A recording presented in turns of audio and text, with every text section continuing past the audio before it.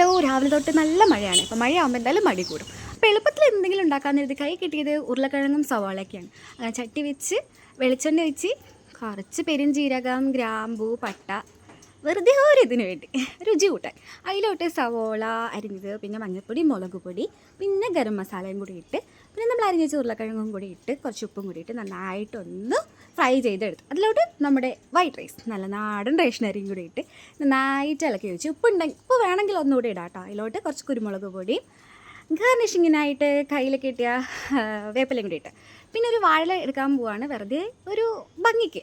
അങ്ങനെ ഒരു പ്ലേറ്റ് പോലെ ആക്കിയിട്ട് അതിലോട്ട് നമ്മൾ ഉണ്ടാക്കിയ ഉരുളക്കിഴങ്ങ് റൈസും മേൽമുടിയായിട്ട് സവാള അരിഞ്ഞതും പപ്പടം, തൈരും അച്ചാറും കൂടെ ഉണ്ടായിരുന്നെങ്കിൽ ഒന്നുകൂടെ കിടിലനായാണ്. അങ്ങനെ കുഴച്ച് കുഴച്ച് കുഴച്ച് കഴിക്കാം.